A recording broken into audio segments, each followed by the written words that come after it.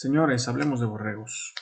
Para todos los que habían estado preguntando cómo es que pueden hacer los cálculos de una determinada explotación o de un determinado periodo de producción, sobre todo para los que van iniciando, les voy a presentar algunos números que, dicho sea de paso, son ficticios, pero que de alguna manera nos ayudan a tener una idea de cómo estructurar más o menos la parte financiera del negocio y que nos permita más o menos darnos una idea de los números para saber si nos es rentable o no una determinada producción. Ahora, voy a dejar en claro que algunos de estos conceptos sí son números que nos pueden ayudar mucho como referencia, pero algunos otros de alguna manera son inventados.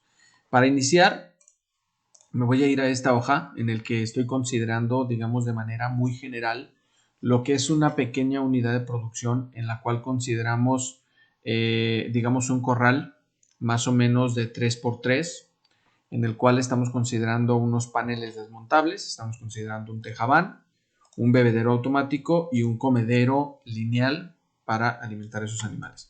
Considerando, digamos, esta inversión de 3.300 más o menos entre todos estos aditamentos, lo consideramos nosotros dentro de nuestra inversión inicial, una inversión que vamos a hacer en un principio. Considerando también un precio de las hembras en un promedio más o menos en hembras comerciales de 2,000 pesos, comprar 5 hembras pues nos da un total de 10,000 pesos. Si compramos un semental más o menos 8,000 pesos, sea uno de registro, preferentemente siempre que sea de registro, pues uno para esas 5 hembras nada más. Y pues mano de obra, digamos, para hacer la instalación, para hacer algunas maniobras en un principio en una sola exhibición. Aquí podemos ponerle todas las que sean necesarias. Pues nos da una inversión inicial de 19,850 solo con 5 hembras y un semental. Ahora, hay de repente ciertos gastos que generalmente son gastos fijos, que muchos no toman en cuenta, que son, por ejemplo, la energía eléctrica, si hay en algunos casos el consumo de energía eléctrica dentro de la finca, generalmente van a ser 6 recibos, es decir, se paga bimestralmente, quizá si consideramos una renta y quizás si consideramos también el pago del agua o el teléfono o algunos otros. Otros gastos que tenemos que son gastos variables es el alimento, si consideramos nosotros que más o menos vamos a alimentar durante los 365 días a nuestras borregas y las vamos a alimentar, digamos, a estos 6 animales a un costo de 3 pesos por kilo, pues nos da un total de 18 pesos diarios. Si lo multiplicamos por los 365 días del año, nos da 6,570. Ahora, esto es sin considerar cada una de las etapas productivas. Aquí solamente contemplamos una sola inversión, por así decirlo, en alimentación, pero en una determinada etapa durante todo el año. Aquí hay que modificar, por ejemplo, en el caso de la lactancia, gestación y secado de ubre, cómo modificaríamos ahí los gastos. Ahora, considerando que no utilizamos medicamentos, considerando la asistencia técnica de un veterinario, digamos una sola vez por año, y suplementos, esto sí, preferentemente 4. Sobre todo aquí tenemos que hacer el cálculo de en cuánto nos sale el frasco y cuántas dosis nos va a dar ese frasco para sacar cuánto nos cuesta cada dosis de estos suplementos. Ahora, ¿por qué pongo aquí arriba la prolificidad? Porque es importante considerar, dependiendo de la raza, cuántos corderos nos puede dar una hembra en producción por año.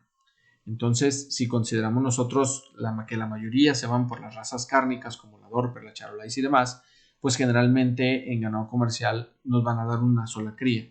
Entonces, si consideramos nosotros esta sola cría, por estas 5 hembras, pues nos van a dar 5 corderos. Si consideramos nosotros que el precio, digamos un precio estándar, que ronda más o menos sobre los 40 pesos, pero un animal de 45 kilos, estaríamos vendiendo cada animal en 1,800 pesos, que nos da un total de ingreso de esos 5 corderos, vendiéndolos todos prácticamente, nos dan 9,000 pesos. Ahora, hay que considerar esto. Nosotros hicimos una inversión de 19,850 pesos al principio del año, más los gastos operativos, más los gastos variables que vendrían siendo los alimentos, suplementos y demás, lo cual nos da una inversión durante todo el año de 37,840 pesos.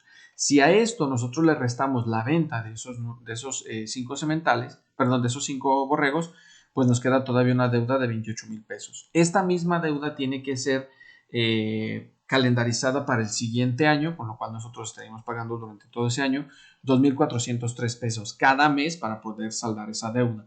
si adquiriéramos nosotros esa deuda con alguna caja o algún banco o algún prestamista.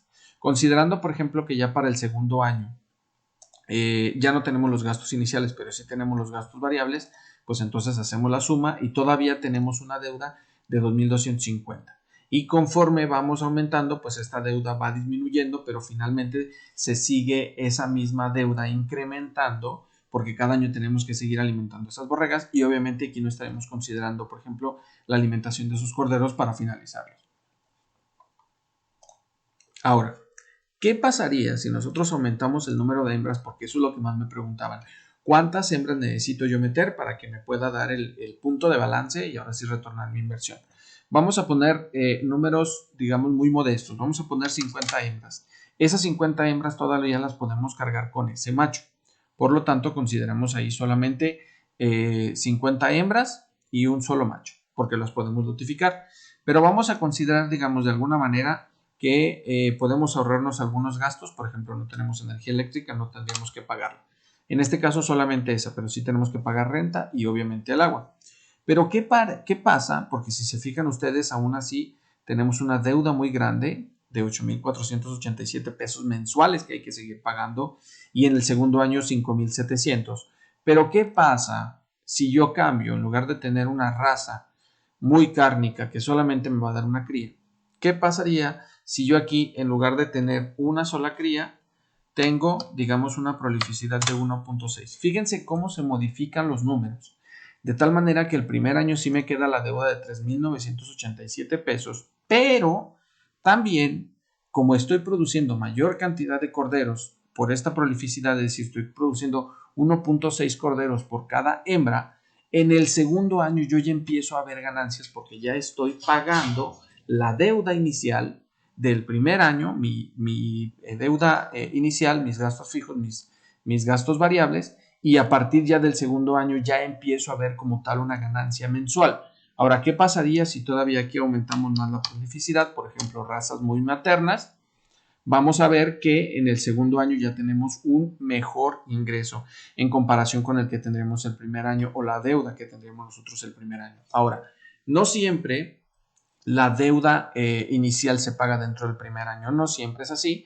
Simplemente durante el primer año, si nosotros fuéramos pagando esta cantidad, quizás sí podríamos absorber los gastos que hicimos en nuestra inversión inicial y al mismo tiempo los gastos que vamos teniendo a lo largo del año. Entonces, esta nada más es una idea para que vean cómo pueden ustedes calcular cada uno de estos gastos o cada una de estas inversiones en la producción de los borregos, para que se den una idea y consideren si realmente se van a meter a producir con una determinada raza o con otra, o si realmente se van a aventar a meter los borregos como un negocio, que es lo que tienen que ver todos. Ánimo, señores.